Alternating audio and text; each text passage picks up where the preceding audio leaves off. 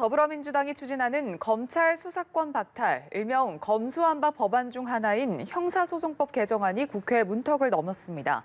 본회의장에서는 국민의힘 의원들의 야유와 반발이 계속되는데요. 국회 취재기자 연결해 자세한 내용 들어보겠습니다. 구하림 기자.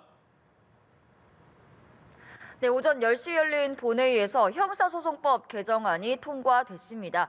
앞서 검찰청법이 통과된 데 이어 민주당이 추진한 검수완박 법안이 164인의 찬성으로 국회 문턱을 넘겼습니다. 형사소송법 개정안은 검찰이 합리적 근거 없이 별개의 사건을 수사할 수 없게 했는데요. 한마디로 별건 수사 관행을 없앤 겁니다. 또 검찰의 보완 수사 가능 범위를 해당 사건과 동일성을 해치지 않는 범위로 제한한 내용이 담겼습니다. 표결에 앞서 국민의힘 의원들은 야유를 하고 또 의사진행 발언을 신청하면서 저지에 나섰습니다. 하지만 박병석 의장은 국회법상 직전 회기에서 무제한 토론을 실시했던 법안은 곧바로 상정해야 한다며 법안 표결을 시작했습니다. 이후 국민의힘 송원석 의원은 발언권을 얻어 민주당의 독단적 국회 운영이 참담하다, 또 꼼수와 편법을 동원했다고 비판했습니다. 국민의힘 의원들은 곧바로 청와대에 가서 피켓 시위를 벌이고 있는데요. 이 오후에 청와대 국무회의에서 이 법안이 최종 공포될 예정인데 이를 반대하는 내용의 시위입니다. 본회의에서는 한국형 FBI 등 후속 조치를 논의할 사법개혁특위 안건도 통과됐습니다. 박병석 의장은 사개특위에서 깊은 논의를 통해 검수완박 법안의 부작용을 최소화하자고 당부했습니다. 네, 인사청문회 상황도 알아보겠습니다. 김인철 사회부 총리 겸 교육부 장관 후보자가 사퇴 의사를 밝힌 가운데 한덕수 국무총리 후보자와 다른 장관 후보자들 청문회는 어떻게 진행되고 있습니까?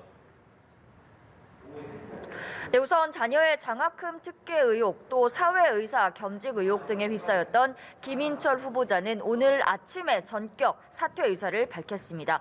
민주당 박홍근 원내대표는 다른 후보자들도 이제 버티기를 중단해야 한다고 압박했고, 정의당 이은주 원내대변인은 사퇴가 너무나 당연한 수순이었다고 논평을 냈습니다. 국민의힘 내부에서도 김 후보자가 부적절하다는 기류가 없지는 않았는데요. 사퇴에 대해서 당 지도부 등의 공개 반응은 아직 나오지 않았습니다.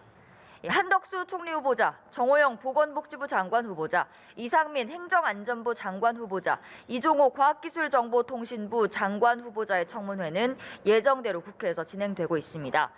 한 후보자 청문회에서는 고액 연봉 의혹 등에 대한 질의가 계속되고 있는데요. 검수완박 법안 처리의 여진도 이어졌습니다. 국민의힘 전주혜 의원은 민주당이 본회의 시간을 앞당겨 법안 처리를 강행했다며 총리로서 이 같은 여소야대 현실에서 책임감을 가져달라고 당부하기도 했습니다. 이 아빠 찬스 논란에 휩싸인 정호영 장관 후보자도 국회에 출석해 청문회가 열리고 있는데요.